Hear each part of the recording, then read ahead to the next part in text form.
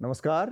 हम उत्तराखंड पहुंच चुके हैं। गोवा के बाद हमारा ये अगला पड़ाव है। उत्तराखंड में 14 तारीख को मतदान होना है और इस समय हम सुरेश जोशी जी के साथ हैं। मैं बहुत संक्षेप में सुरेश जी का परिचय दे देना चाहता हूं। स्टेट बीजेपी के प्रवक्ता हैं। इससे पहले उत्तराखंड जो भारतीय जनता पार्टी है, प्रदेश इकाई है, इसके कई महत्वपूर्ण पदों पर काम कर चुके हैं। स्टेट के वाइस प्रेसिडेंट रह चुके हैं, इसके अलावा सेक्रेटरी रह चुके हैं, जनरल सेक्रेटरी रह चुके हैं स्टेट के। सुरेश जी, चुनाव अपने आखिरी मुकाम पर करीब करीब आ रहा है। ज़्यादातर नॉमिनेशन की प्रक्रिया हो चुकी है, लेकिन ये चुनाव बाकी चुनावों से थोड़ा सा अलग इस बार इस मायने में है कि अगर आपके पिछले कुछ 3 चुनावों का हम जिक्र करें तो जो 2017 का विधानसभा चुनाव था या उससे पहले जो लोकसभा चुनाव था 19 का और 14 का, उसमें तो एक बड़ा जो चेहरा था पार्टी के लिए वो नरेंद्र मोदी एक बड़ा मैग्नेट फिगर थे, जिसके इर्द गिर्द पूरा कैंपेन भारतीय जनता पार्टी का खड़ा होता था। इस बार हालांकि जब तक तारीखें नहीं घोषित की थी चुनाव आयोग ने, तब तक नरेंद्र मोदी जी की यहाँ पर 3 जनसभाएं हुई अलग अलग इलाकों में, लेकिन उसके पहले का जो पैटर्न रहा है उसमें हमने देखा कि वो लगातार एक एक इलाके में, मतलब जितनी लोकसभाएं हैं कम से कम सारी लोकसभा को कवर करते रहे और उनकी फिजिकल प्रेजेंस बहुत रहती थी, उसका बड़ा एक असर था। इस बार कमोबेश वो स्थिति नदारद है, डिजिटल ज़्यादा वो है। आज ही उनकी एक वर्चुअल रैली होने वाली है, तो उनकी अनुपस्थिति से ये डिजिटल जो कैंपेन है वो भारतीय जनता पार्टी की क्या स्ट्रेटजी उस तरह से काम कर पाएगी? क्योंकि नरेंद्र मोदी अभी भी हमने पाया कि एक बड़े चेहरे हैं जो कि अपने इर्द गिर्द मतदाताओं को इकट्ठा कर पाते हैं। उसका कहीं ना कहीं आप लोगों को लगता है कि कमी महसूस हो रही है या नुकसान हो सकता है? देखिए, पहली बात तो मैं आपको बताऊं कि भारतीय जनता पार्टी का संगठन बहुत मजबूत है। हम लोग 11,500 पोलिंग बूथ्स हमारे इस स्टेट में हैं, 5 लोकसभाओं में, जिसमें 70 विधानसभाएं हैं। सभी पोलिंग बूथ्स तक बहुत मजबूती से बीजेपी संगठनात्मक स्थिति में काम कर रही है और संगठनात्मक स्थिति इतनी मजबूत है कि हम लोगों के एक एक बूथ में 50 से 60, 70 ऐसे करके पन्ना प्रमुख हैं। यानी पन्ना प्रमुख एक एक मतदाता तक 1 बार नहीं, 2 बार नहीं, 5-5, 6-6 बार तक संपर्क करने की योजना है। और आज मैं कह सकता हूं कि जो हमारे फीडबैक्स हैं, 11,500 पोलिंग बूथों में 3-3 बार हम मतदाता तक, जो 80 लाख 81 लाख मतदाता संपर्क कर चुके हैं। निश्चित तौर पर जो प्रश्न आपने कहा कि माननीय नरेंद्र मोदी जी इस प्रदेश के लिए ही नहीं बल्कि पूरे देश के लिए भारतीय जनता पार्टी का प्रचार भी करते हैं और भारतीय जनता पार्टी और इस देश के लोगों को एक बहुत बड़ा विश्वास मोदी जी पे है। हमने नारा ही दिया, सबका साथ, सबका विकास, सबका विश्वास। तो उत्तराखंड में का उनसे उनका बहुत बड़ा लगाव है। मैं यहाँ पर हमारे जो साथी हैं हृदय जोशी, इनका भी परिचय करा देता हूँ। हमारे साथ न्यूज़ लॉन्ड्री की जो पूरी इलेक्शन कवरेज है उसमें हृदय भी अलग अलग हिस्सों से अपनी रिपोर्ट्स आप तक कर रहे हैं। हृदय, आपने सुना सुरेश जी को कुछ आपका सवाल? मैं ये पूछना चाहता हूँ, ये आपका कहना बिल्कुल सच है और ये हम ग्राउंड पे भी फील करते हैं कि नरेंद्र मोदी एक रैलिंग फोर्स हैं और उनके नाम पे बहुत सारे लोग जो अगर उदासीन भी हैं तो वो इकट्ठा हो जाते हैं बीजेपी। लेकिन उन्होंने जो पहरुआ, जो वॉच डॉग यहाँ बिठाए, अगर उनकी क्रम देखें, पहले त्रिवेंद्र सिंह रावत जी, उसके 4 साल बाद उनके खिलाफ ऐसी इनकम्बेंसी की आपके पास रिपोर्ट थी कि उनको हटना पड़ा, फिर दूसरे तीरथ सिंह रावत जी आए, फिर उनको हटना पड़ा, अब पुष्कर सिंह धामी जी हैं। तो 3-3 मुख्यमंत्रियों को हटाना साल भर के भीतर, चुनावी वर्ष जिसे हम कहते हैं, और बीजेपी इस मामले में सब जानते हैं कि बहुत एक्टिवली काम करती है, वो निष्क्रिय नहीं रहती। तो आप लोगों ने कदम उठाया, तो इसीलिए तो उठाया कि ये कहीं ये काम जो आप दावा कर रहे हैं ये पहुंचे नहीं लोगों तक। देखिए जोशी जी, मैं आपको एक बात तो बताऊं कि आप तो बहुत ही सीनियर वरिष्ठतम पत्रकारों में हैं देश के। आप बीजेपी की वर्किंग को जानते हैं, बीजेपी के काम को जानते हैं, बीजेपी का जनता के साथ जो लगाव जुड़ाव है उसको भी आप जानते हैं, और बीजेपी कितनी कनेक्ट होकर के जनता के साथ रहती है ये भी आप जानते हैं, और बीजेपी के संगठनात्मक सिस्टम को भी आप जानते हैं। आपने काफ़ी स्टोरीज इसमें की हैं, कवरेज आप इसको देख करते रहते हैं। देखिए, हमारे यहाँ एक सामान्य से सामान्य कार्यकर्ता को भी दायित्व मिलता है, चाहे मुख्यमंत्री के रूप में मिले, मंत्री के रूप में मिले या प्रदेश के संगठन के रूप में मिले। तो कार्यकर्ता को दायित्व देते हैं तो वो दायित्व निभाता है, लेकिन हमारी आइडियोलॉजी, हमारा विचार, हमारा सिस्टम, हमारा काम करने का तरीका वो एक ही होता है। अगर इस प्रदेश में 5 साल से बीजेपी की सरकार काम कर रही तो सरकार वही है, सरकार का काम करने का तरीका वही है, आइडियोलॉजी वही है, सिर्फ जो है कि नाम बदले गए। एक सुरेश जी, मैं आपको वो क्वेश्चन भी टाल गए ना कि अगर 3 चीफ मिनिस्टर बदल रहे हैं तो आपको लगा कि ऑल इज नॉट वेल।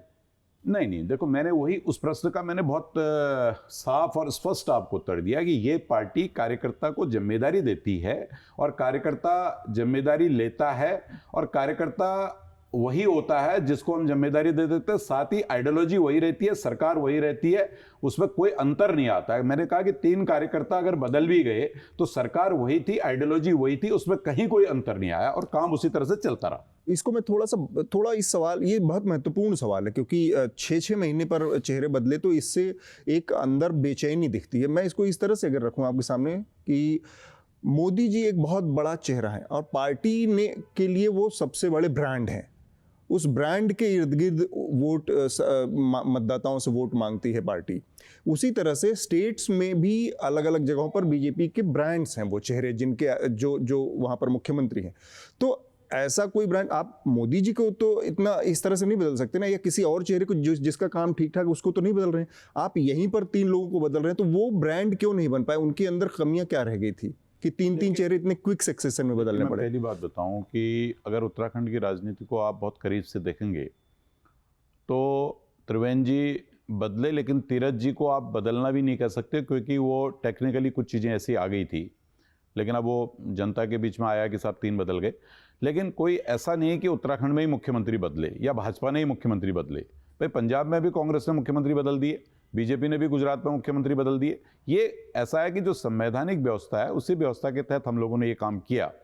लेकिन ये जो कैंपेन कांग्रेस ने स्टार्ट की थी मुख्यमंत्री बदलने वाली, या जो कांग्रेस ने कैंपेन स्टार्ट की थी कि मोदी जी प्रदेश में आकर के क्यों जनता के बीच में आकर के कैंपेन कर रहे हैं, ये दोनों को ही अगर आज के दिन अगर आप इसका विस्तृत रूप से सर्वे करेंगे तो जनता इसको एक्सेप्ट नहीं कर रही है, जनता इसको ठुकरा चुकी है। जनता के सामने जो बड़ा विषय है वो विषय ये है कि भाई आखिर इस प्रदेश का डेवलपमेंट कौन कर सकता है, इस प्रदेश को आगे कौन बढ़ा सकता है।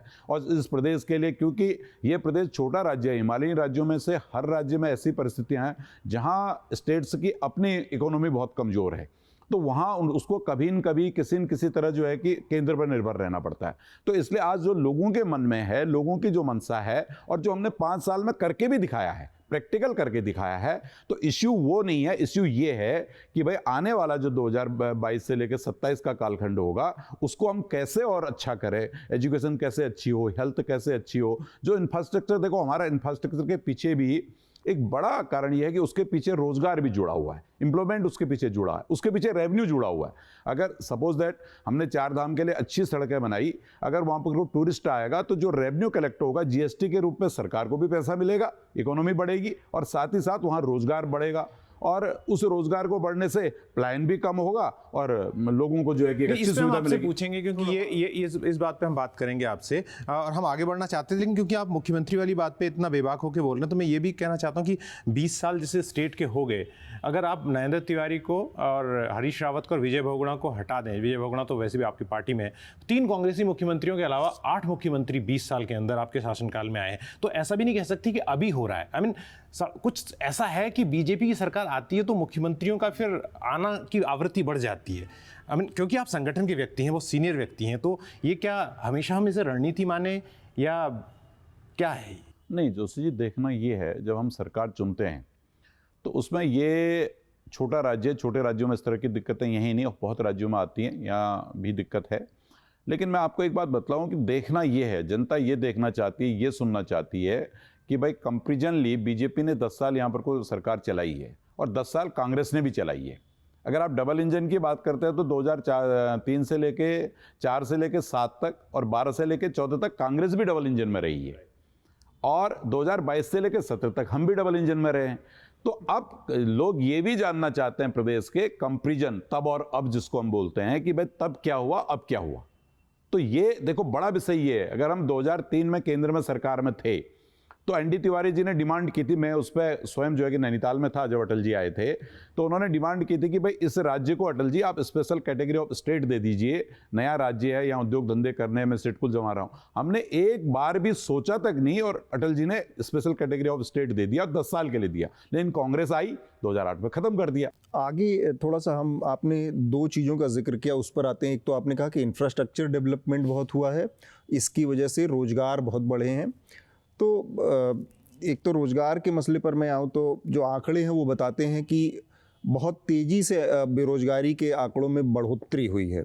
और दूसरा ये कि जब 2017 का आपका मैनिफेस्टो, अब तो अरुण जेटली जी नहीं हैं, लेकिन उनका मैनिफेस्टो लॉन्च करने के लिए आए थे और उस समय उनका जो बयान था कि भाई 1 साल के अंदर जितनी सरकारी नौकरियां हैं उनको हम भरने का काम करेंगे, लेकिन वो भी दावा पूरा नहीं हुआ। और आज की तारीख में हम देखें तो बेरोजगारी का मामला जो है वो बहुत ऊपर है।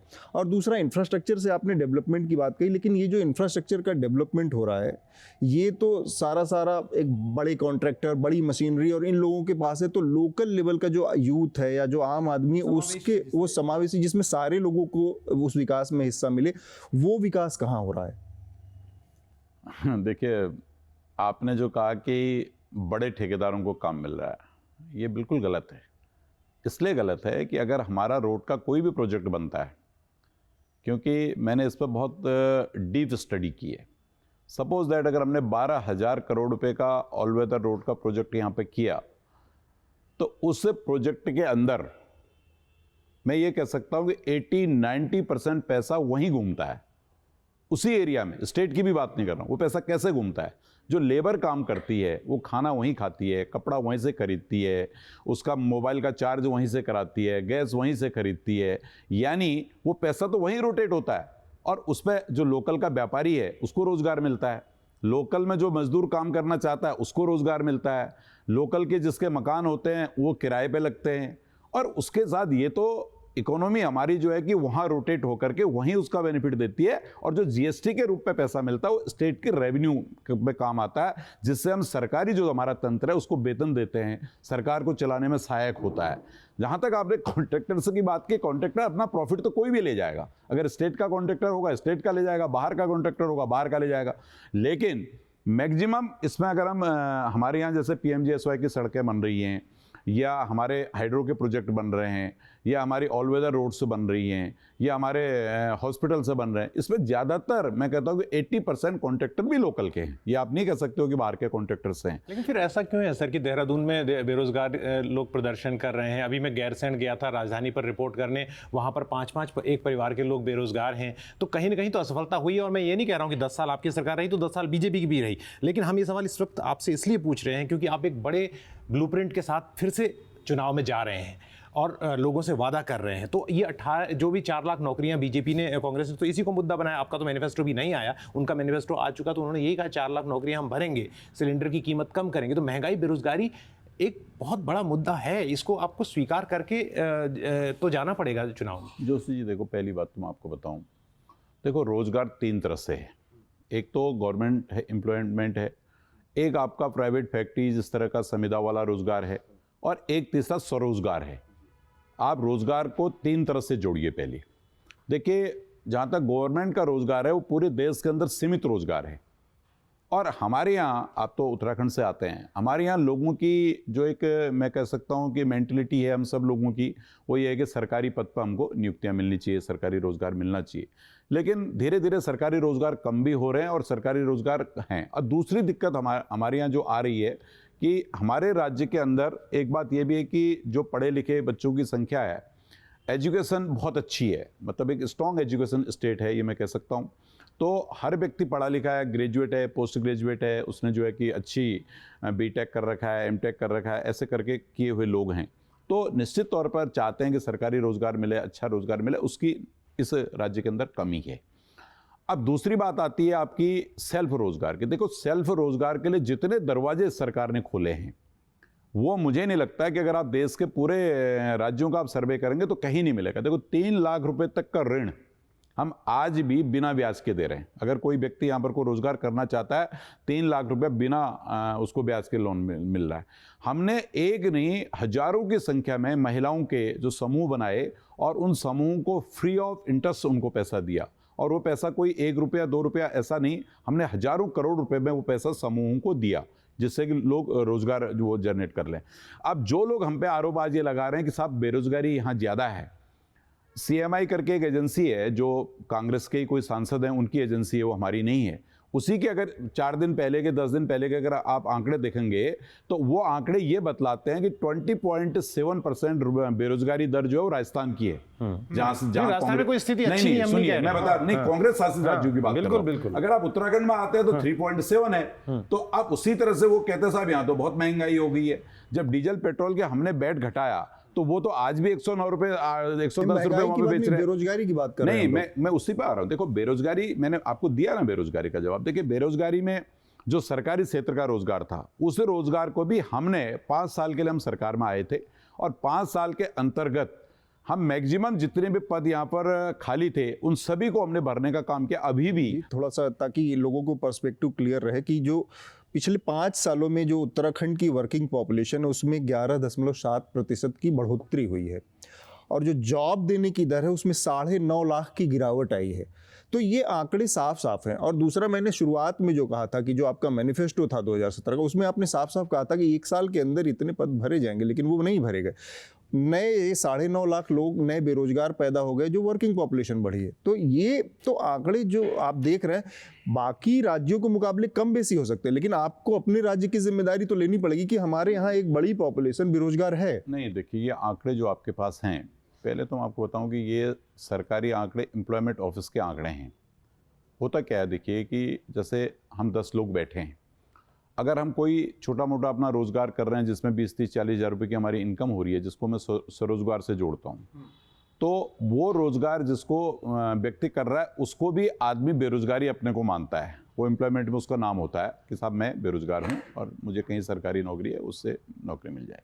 बेसिक क्या है कि उत्तराखंड के अंदर कोरोना काल आने के कारण हम लोगों को निश्चित तौर पर दिक्कत आई। जैसे हमारे 4 धाम का पूरा रूट्स में जो काम होता था, होटल थे, मोटल थे, टैक्सी थी, इन लोगों को दिक्कत आई है। ये पूरी दुनिया में आई है, उत्तराखंड में ही नहीं आई है। लेकिन मैं आज आपके माध्यम से उत्तराखंड को और देश को ये बतलाना चाहता हूँ कि भारतीय जनता पार्टी की सरकार ने उत्तराखंड में मैक्सिमम कोशिश की कि भाई हम कैसे ज़्यादा से ज़्यादा लोगों को रोजगार देते हैं। हम विषय बदलते हैं और हम ये कहते हैं कि आपका जो आरोप कांग्रेस पर है, और वो बिल्कुल जायज़ आरोप है कि कांग्रेस परिवारवाद वाली पार्टी है, और अभी भी जो चुनाव उत्तराखंड में हो रहा है और कांग्रेस के नेता हमसे बात करने को तैयार होते हैं तो हमसे सवाल पूछेंगे भी कि उनके परिवार के बहुत से लोग हो रहे हैं। लेकिन जब बीजेपी एक बड़ी लाइन खींचने की कोशिश करती है, फिर हम देखते हैं कि सितारगंज से सीट लड़ रहे हैं तो विजय बहुगुणा के बेटे हैं, खंडूरी साहब की बेटी भी लड़ रही हैं, प्रकाश पंत जी की वाइफ भी लड़ रही हैं, और वो सीट में तो आप जो है वो उसी क्षेत्र से भी काफ़ी सक्रिय रहे हैं। हरिवंश कपूर जी की पत्नी भी लड़ रही हैं, सुरेंद्र सिंह जीना जी के भी भाई लड़ रहे हैं। तो फिर बीजेपी कैसे अलग एक नए नैतिक मानदंड का दावा करती है सर? देखिए, इसमें जितने भी नाम आपने बतलाए ये राजनीतिक परिवारों के कार्यकर्ता हो सकते हैं, लेकिन इनकी आज के दिन जो आज ये 2022 का चुनाव लड़ रहे हैं सारे लोग, ये अपनी कैपेसिटी पे चुनाव लड़ रहे हैं। इनकी कैपेसिटी, क्योंकि उन क्षेत्रों में इन लोगों ने काम किया है। अब इसमें से कई लोग तो विधायक हैं, अगर आप इसमें सिर्फ मैडम कपूर को छोड़ दें तो उसके अलावा सारे लोग विधायक हैं, और ये अपने अपने यहाँ 1-1, 2-2 पारी खेल चुके हैं और पार्टी के संगठनों में अनेकों पद पर रह चुके हैं। लेकिन प्रश्न ये नहीं है, प्रश्न ये है कि हमने एक परिवार में 2 टिकट कहीं नहीं दिए, और हमने उन लोगों को भी टिकट नहीं दिए कि जो हमारी पार्टी के सिस्टम पे नहीं थे। देखिए दिल्ली जो है वो बेटा बेटी में अटक जाता है, यानी पार्टी बेटा बेटी बहू और बेटी में चली जाती है, तो ये आरोप तो लगेगा ही लगेगा ना। तो आपने बहुत सफाई से अपने वाले परिवारवाद को कांग्रेस के परिवारवाद से अलग कर दिया। हालांकि इसमें थोड़ा सा बरतने की जरूरत है कि कैसे आपका अलग है। अगर उनके आपके यहाँ भी बेटी बहू और बेटों को टिकट दिया गया है तो कांग्रेस के परिवारवाद को मतलब थोड़ा खोखला लगता है। संदेश कैसे जाएगा लोगों तक कि कैसे? मैं उसको समझा देता हूं आपको, बिल्कुल खोखला नहीं है। मैं 2-3 सीटें आपको समझा देता हूं, आप ज्यादा भी नहीं समझना चाहो। देखिए, खंडूरी जी की बेटी, जब से खंडूरी जी राजनीति में आए हैं तब से उनके साथ खड़ी है। सुनिए बस एक नहीं, मैं आप ही कह रहे थे कि लोग काम करते हैं और उसके बाद आते हैं, ये बात तो कांग्रेस भी कह सकती है कि काम करके मैं आते उसी हैं। पे आ रहा हूं ना, हमने खंडूरी जी और खंडूरी जी की बेटी को टिकट नहीं दिया ना। आप आरोप हम पे ये लगाते हैं कि साहब, आप कहते हैं जनरल साहब तो चुनाव लड़ रहे हैं लोकसभा, जनरल साहब की बेटी लड़ी है विधानसभा, ये तो नहीं किया ना हमने। भाई हरीश रावत जी तो खुद लड़ रहे हैं, उनकी बेटी खुद लड़ रही है। अब ये सोचो ना भाई, यशपाल आर्या खुद लड़ रहे हैं, उनका बेटा लड़ रहा है, ऐसा तो नहीं किया ना हमने कहीं। मैं क्या कहना चाह रहा हूं भाई, एक नहीं कम नहीं किया। देखो, अगर यशपाल जी छोड़ देते, वो कहते मैं नहीं लड़ रहा हूं, उनका ही बेटा लड़ रहा है, तो हम कहते ठीक है, उनके बेटे ने काम कर रखा है, वो कांग्रेस का नेता लड़ रहा है।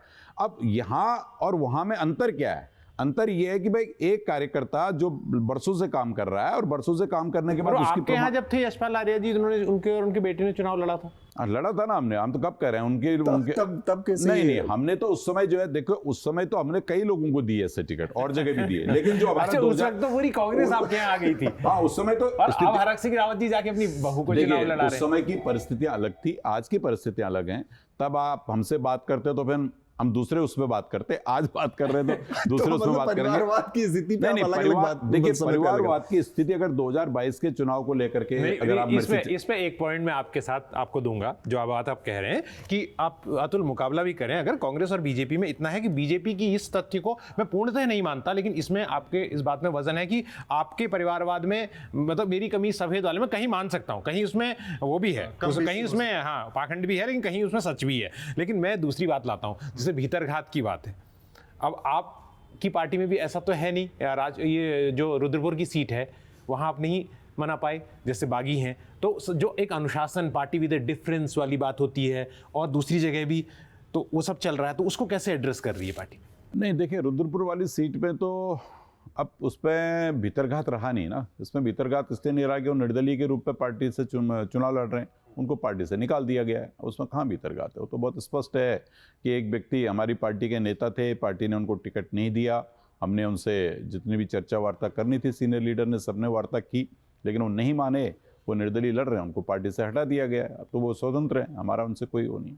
एक चीज़ चुनाव में जो बात होती है कि एक बड़ा अनइवन फील्ड हो गया है, खास तौर से जब से चुनावी बॉन्ड आए हैं, तो ये आंकड़े हैं कि सारा पैसा जो है 90% बीजेपी के पास आ रहा है, और वो परिलक्षित भी होता है एड्स में, हाईवेज पर जब आप जाते हैं ये वो। तो आपको ऐसा लगता है चुनाव में एक सादगी की बात करने वाली संघ के लोग जो सवेरे 6 बजे उठ के जो कहते हैं हम निकल पड़ते हैं कार्य में और 4 बजे जग जाते हैं, लेकिन जब चुनावी विंग काम करता है तो इतना ज़्यादा वो मतलब पैसे का खेल उसमें हो रहा है, क्या ये चिंतित करता है आपको? नहीं, क्योंकि आप संगठन में हैं। देखिए, मैं पहली बात तो आपको बताऊं कि जो आप कह रहे हैं कि पैसे का बहुत ज़्यादा फ्लो है, देखिए पैसे का बहुत ज़्यादा फ्लो नहीं है, क्योंकि अगर आप एक चीज़ देखेंगे, जितने भी कार्यकर्ता हैं, आज क्या है कि भारतीय जनता पार्टी का एक बहुत बड़ा परिवार है। उस परिवार में जो भी कार्यकर्ता है वो अपना जिस विधा में काम कर रहा है, वो सभी लोग जो है कि पार्टी के लिए एकजुट होकर के काम करते हैं। आपको गाड़ी ज़्यादा दिखती है, परिवार बड़ा दिखता है, आपको लगता है कि साहब यहाँ पर कोई ये चीज़ें ज़्यादा दिख रही, ऐसा है नहीं। और जितना हम लोग कर भी रहे हैं, तो जो चुनाव आयोग का एज पर नॉर्म्स है, उस नॉर्म्स के आधार पर भारतीय जनता पार्टी काम कर रही है, क्योंकि हमारे पास कार्यकर्ताओं की एक बहुत बड़ी तादाद है, कार्यकर्ता जो है बहुत बड़ी मात्रा में हैं, और हमारा संगठन बहुत मजबूत है। इसलिए जो है कि विपक्ष के जितने भी लोग हैं, उनकी परेशानी जो होती है वो इसी बात की होती है। उनको लगता है कि भाई अगर 1 घंटे की, आधे घंटे की कॉल भी बीजेपी किसी कार्यक्रम के लिए देती है तो हजारों लोग इकट्ठे हो जाते हैं, अब उनसे होते नहीं है। एक मेरा सवाल है, थोड़ा आगे बढ़ते हैं। आप लोगों के ऊपर आरोप यह है कि आपकी सरकार में हिंसक, उग्र और कट्टरपंथी ताकतों को सह दी गई। हरिद्वार में एक धर्म संसद का आयोजन हुआ, उसमें ऐसी बातें कही गई, एक समुदाय विशेष के खिलाफ हमले, हिंसा करने की बात आह्वान किया गया। आपकी सरकार ने उस पर कार्रवाई नहीं की, पुलिस ने समय रहते उस पर FIR तक दर्ज नहीं की। तो ये जो आप लोगों के ऊपर आरोप है, इससे आप लोग कैसे निपटेंगे? और दूसरा, क्या आप लोग इससे सहमति रखते हैं जिस तरह की बातें कही गई वहाँ पर धर्म संसद में? देखिए, पहली बात तो मैं बताऊं कि बीजेपी की सरकारें या बीजेपी के लोग कभी भी इस तरह के क्रियाकलापों में न लिप्त रहते हैं, न इसको स्वीकार करते हैं। हमारी जहाँ जहाँ भी सरकारें रही होंगी, चाहे देश के किसी भी कोने में, आपने देखा होगा कि जहाँ जहाँ भाजपा की सरकारें रही हैं वो सबसे ज़्यादा अमन और शांति है। लेकिन जहाँ दूसरी सरकारें आती हैं वो आए दिन घबले होते हैं। आए दिन वहाँ पर को जो है कि आगजनी होती है, आए दिन जो है कि तनाव रहते हैं। आपने उत्तर प्रदेश जैसे राज्य में देखा होगा 5 साल से सरकार चल रही, सब सुख है, शांति है। उत्तराखंड में सुख शांति है, हिमाचल में सुख शांति है, जहाँ जहाँ हम लोगों की सरकारें हैं। लेकिन प्रश्न क्या खड़ा होता है कि कांग्रेस जो है मुखौटा तो कुछ और दिखाती है। सर कांग्रेस का एक पर नहीं सवाल नहीं, है। मैं धर्म संसद उसी पर पर आ सवाल रहा हूँ। करूँ। मैं वो मुखौटा तो कुछ और दिखाती है, लेकिन अंदर से उसकी आत्मा में कुछ और होता है। देखिए, इस देश के अंदर अगर कभी भी आपने देखा होगा इतने लंबे समय से, अगर बहुसंख्यक समाज को आप दबाने का प्रयास करोगे, बहुसंख्यक समाज के साथ आप ज्यादती करने का प्रयास करोगे, तो निश्चित तौर पर वो कहीं न कहीं तो जागेगा।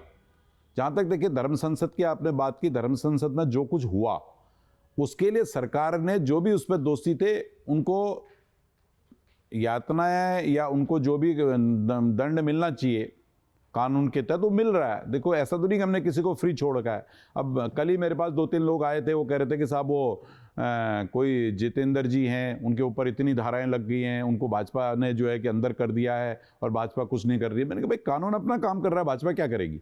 तो हमको तो वो भी लोग कह रहे हैं कि भाई भाजपा की सरकार में हमको दंडित किया जा रहा है। नहीं सर, एक छोटा सा ट्वीट करने में, एक फेसबुक पोस्ट लिखने में इस देश में लोगों पे यूएपीए लग गए हैं। और आप जो कार्रवाई कह रहे हैं वो तो खाना पूरी सी लगती है बिल्कुल, वो भी जब इतना प्रेशर पड़ा तब जाके कुछ हुआ। अदरवाइज आपने कहा ना कि कांग्रेस ऐसा करती है, तो हम तो यहाँ कांग्रेस का बचाव करने के लिए नहीं बैठे हैं और कांग्रेस से हम सवाल पूछेंगे भी, लेकिन भय पैदा होता है सर लोगों में। जब इस तरह की जब एक डॉग विसिल होती है तो लोगों में डर पैदा होता है। से आह्वान जब होता नहीं जोशी जी, आप एक बात देखो, देश के अंदर आज ही पहली बार ऐसा है कि ऐसा माहौल है कि आदमी कहीं भी आ रहा है, जा रहा है, कुछ भी स्वतंत्र है, कोई दिक्कत नहीं। आप और हम बैठे हैं इतने खुले इसमें, ये तो 5 स्टार होटल में ना कोई दिक्कत नहीं है इस। नहीं, ये आज अगर आप इसी उत्तराखंड के किसी भी कोने में रात को चले जाओ, इस उत्तराखंड में कांग्रेस सरकार में कुछ स्पॉट ऐसे थे, मैं उनको चिन्हित नहीं करना चाहता, जहां लोग दिन में भी जाने को डरते थे। अच्छा, ऐसा था ना। लेकिन आज क्या है कि उत्तराखंड के अंदर एक अमन है, शांति है, भाईचारे का वातावरण है, और उस वातावरण को फिर कांग्रेस चुनाव के मद्देनजर खराब करना चाहती है। जो आप कह रहे हैं कि कांग्रेस चुनाव नहीं, मैं बता रहा हूं कर रही है, मतलब जोशी जी, नहीं आप चिन्हित कर दीजिए ना। जोशी जी, मैं बता रहा हूँ, वही तो बता रहा हूँ, मैं चिन्हित करके तो बता रहा हूँ। कांग्रेस के प्रदेश उपाध्यक्ष जी ने अभी 5-7 दिन पहले एक बाइट चलाई थी। उन्होंने कहा था कि मैं सहसपुर से प्रत्याशी था, देवेंद्र यादव जी और हरीश रावत जी से मेरी बात हुई, उन्होंने कहा भाई तुम विड्रॉल कर लो। मैं विड्रॉल कर लेता हूँ, उसका वीडियो मैं आपको दे दूंगा अभी। उस पर मैंने शर्त ये रखी कि सहसपुर के अंदर मुस्लिम यूनिवर्सिटी बननी चाहिए और यहाँ की मस्जिद सुंदर बननी चाहिए। अब आप बताइए, चुनाव से 10 दिन पहले मस्जिद आ जाती है। पर उन्होंने तो किसका, उन्होंने कहा तो ऐसा कहीं हुआ नहीं, उनके जो उम्मीदवार हैं उन्होंने बात कही थी, पर कांग्रेस के प्रदेश का उपाध्यक्ष। देखिए, मैं आप मेरा यहाँ पर को अभी वार्तालाप कर रहे हैं, मेरा इंटरव्यू ले रहे हैं जी, तो आप मेरा इंटरव्यू इसलिए ले रहे हैं कि मुझे आप बीजेपी का एक ऑथेंटिक पर्सन समझ रहे हैं। तो क्या कांग्रेस का प्रदेश उपाध्यक्ष ऑथेंटिक नहीं है, जो वीडियो जारी कर रहा है, जो प्रेस कर रहा है? प्रश्न ये खड़ा होता है। चलिए अब उस पर भी आगे आइए। हरीश रावत जी ने स्वयं, हमने एक बार कहा था कि हरीश जी आपने जुम्मे की नमाज की छुट्टी क्यों दे दी, ये क्यों तनाव लाना चाहते हैं?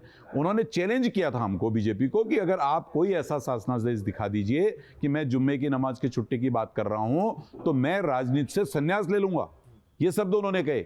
हमने 29 दिसंबर 2016 का शासनादेश भी दिखा दिया। हमने ये साहब शासनादेश है और साहब लिखा हुआ है इसमें, आपके सचिव ने जारी कर रखा है, शैलेश बगोली जी ने। अब आप क्या कर रहे हैं सर? लेकिन कितना पैसा तो खर्च होता है ना, हिंदू धर्म उसके लिए राम मंदिर बन रहा है इतना बड़ा, और जगह जीर्णोद्धार हो रहा है, यात्राएं होती हैं, ये हर साल जो जुलाई में निकलते हैं जिसमें जल लेके चलते हैं, कांवड़ यात्रा होती है, पुलिस अफसर पैर दबाते हुए, पैर सेवा करते हुए देखे गए हैं, कॉन्स्टिट्यूशनल पोस्ट में बैठा हुआ ऑफिसर जो जिसको ये काम नहीं करना चाहिए है, तो वो करते हुए दिखाई देते। तो ऐसा तो जी देखिए, भारतीय जनता पार्टी ने अपने घोषणा पत्र में जी लिखा कि हम राम मंदिर बनाएंगे। नहीं, उसमें मैं ये कह रहा हूं कि वो भी हमने अपने घोषणा पत्र में लिखा कि हमारी सरकार आएगी 370 हटाएंगे। हाँ। लिखा ना, तो और किया ना हमने, उन्होंने कहा ना हमने, तो वो भी लिखा ना अपने घोषणा पत्र में, मुस्लिम यूनिवर्सिटी बनाएंगे, लिखे ना। वो कहेंगे जुम्मे की नमाज की देश में छुट्टी होगी, हिम्मत तो करें। चलिए, तो भाई ये तुष्टिकरण ऐसे थोड़ा करेंगे हम तो हिम्मत से कह रहे हैं कि आप राम मंदिर से संतुष्टिकरण कर रहे हैं क्या? नहीं, संतुष्टिकरण नहीं, हमने बोला भाई, हमारा मजाक बनाते थे पार्लियामेंट में बैठ करके कांग्रेस के लोग, कहते थे कि कहते हैं साहब आप राम मंदिर बनाएंगे, राम मंदिर बनाएंगे। मैं फिर से आखिरी बार एक बार फिर से धर्म संसद वाले उसमें कुछ फैक्ट हैं उन पर आपकी राय चाहता हूं। उसके बाद आखिरी में एकदम ये बात हमारी आ रही है कि जो बातें वहां पर कही गई, उसके बाद जो आरोपी थे उन लोगों के खिलाफ कोई कार्रवाई नहीं हुई। एक वसीम रिजवी जिन्होंने हाल ही फिलहाल में धर्म परिवर्तन किया है और अभी जीतेंद्र नारायण त्यागी बने, उनको नामजद किया गया, जबकि वीडियो में साफ दिख रहा था एक महिला साध्वी थी, वो अनाप शनाप बातें कह रही थी, चिंताजनक बातें कह रही थी, और यति नरसिंहानंद सरस्वती ऐसी बातें कह रहे थे जो कि बहुत ही चिंता में डालने वाली बात है। फिर भी एफआईआर में नाम तक दर्ज नहीं वो उनका दर्ज किया गया और कोई कार्रवाई नहीं की गई 15 दिनों तक। पुलिस की कार्रवाई इस तरह की थी कि पुलिस, एक ऐसा वीडियो है जिसमें पुलिस जाकर उनसे विनती कर रही है कि आप ऐसा मत बोलिए ऐसा। पुलिस की कार्रवाई में इतना ढीलापन, लचरपना क्यों था? नहीं, देखिए, पहली बात तो मैं इसको ना ढीलापना मानता हूँ, ना लचरपना मानता हूँ। देखिए, पुलिस किसी भी काम को करती है तो इन्वेस्टिगेशन के बगैर तो पुलिस कुछ करती नहीं है। पुलिस ने उसमें जो उनके आरोप थे उन्होंने पूरा उसमें इन्वेस्टिगेशन किया। उसमें खाली जितेंद्र जी नहीं गिरफ्तार हैं, उसमें 4 लोग गिरफ्तार हैं और चारों लोगों की गिरफ्तारी हुई है और उन पर इतनी कठोर धाराएं लगाई गई हैं कि उनकी न्यायालय से भी अभी तक उनको रिलीफ नहीं मिल रहा है। इसलिए देखिए, उत्तराखंड के अंदर भारतीय जनता पार्टी कभी भी इस तरह की जो विषय हैं इनको ना हमने पहले पसंद किया ना आज पसंद करते हैं। हाँ, इतना ज़रूर है कि भाई अगर कांग्रेस पार्टी या कोई अन्य दल तुष्टीकरण की राजनीति करेंगे तो भाजपा उसका मुकाबला जरूर करें। आप चाहे कहें कि बीजेपी जीतेगी, कांग्रेस वाले चाहे कहें कि कांग्रेस पर टक्कर है। अब ऐसा भी लगता है कि चुनाव कराना और सरकार बनाना बीजेपी के मजबूत होने के साथ साथ 2 अलग अलग चीज़ें हो गई हैं। आप ये वादा कर सकते हैं कि जो अगर स्थिति ऐसी रही 34-35 इस तरह का, तो फिर कोई खरीद फरोख्त जैसी चीजें नहीं होंगी चुनाव के बाद, या जो पार्टी बड़ी होगी उसको आमंत्रित करेंगे राज्यपाल? देखिए, पहली बात तो मैं आपको बताऊं कि प्रजातांत्रिक तरीके से प्रदेश के अंदर चुनाव हो रहा है। चुनाव आयोग चुनाव को संपन्न करा रहा है और जो चुनाव आयोग के एज पर नॉर्म्स हैं उसमें हम लोग चुनाव लड़ रहे हैं। और जहाँ तक आपने कहा कि टक्कर है, मुझे तो ऐसा लगता है कि कोई दूर दूर तक न कोई टक्कर है न कोई चक्कर में पड़ा हुआ है। भारतीय जनता पार्टी अपने संगठन के आधार पर, भारतीय जनता पार्टी अपने कामों के आधार पर, भारतीय जनता पार्टी अपनी आइडियोलॉजी और अपने नेतृत्व नरेंद्र मोदी जी के कामों के आधार पर हम लोग वोट मांग रहे हैं और लोग हमको वोट भी दे रहे हैं, अपना आशीर्वाद भी दे रहे हैं। बात की बात बताइए, ये तो आप पहले भी कह चुके हैं, चुनाव के बाद क्या होगा? लेकिन चुनाव के बाद देखो, जो भी प्रजातांत्रिक तरीके हैं, पहले तो जो आपने कहा कि भारतीय जनता पार्टी, पता नहीं क्यों आपके दिमाग में देवभूमि में आकर के प्रश्न खड़ा हो गया। मेरे दिमाग में नहीं सर, ये तो हम तो आपसे खुल के बात कर रहे हैं। ये प्रश्न खड़ा ही नहीं होना चाहिए। मणिपुर में, मध्य प्रदेश में, गोवा में हमने देखा है कि चुनाव के बाद सरकार बनने की प्रक्रिया बिल्कुल अलग हो जाती है। देखिए, चुनाव के बाद ऐसा कुछ होने वाला ही नहीं है। अच्छा, प्रचंड बहुमत की सरकार है, तो हम इन कामों पे क्यों लगे रहे हैं कि भाई कहाँ क्या हो रहा है? भाई गोवा में क्या हुआ, मणिपुर में क्या हुआ? गोवा अलग है, मणिपुर अलग है, उत्तराखंड अलग है, ये तो देवभूमि है। तो सर रुपए पैसे से ही होता होगा कि संतों की तरह से एकदम मुक्त है? नहीं, देखिए, जो चुनाव आयोग की गाइडलाइन है उस गाइडलाइन के आधार पर जो उन्होंने विषय रखा है कि भाई इतने तक का आपको पैसा खर्च करने का अधिकार है, वो पैसा खर्च करेगा, प्रत्याशी भी करेगा, पार्टी भी करेगी। उसके अलावा तो कोई मतलब ही नहीं है, बाकी तो आशीर्वाद ही होता है। हमसे बातचीत करने के लिए बहुत बहुत शुक्रिया Suresh ji. Thank you sir. Media से आपकी सबसे बड़ी शिकायत क्या है? यही ना कि वो आपकी बात नहीं करता, आपकी खबरें नहीं दिखाता। इसका इलाज ये है कि मीडिया में आप इन्वेस्ट करें ताकि मीडिया आपकी बात करे। सब्सक्रिप्शन आधारित मीडिया इसका जवाब है। hindi.newslaundry.com पर जाएं, न्यूज़ लॉन्ड्री को सब्सक्राइब करें।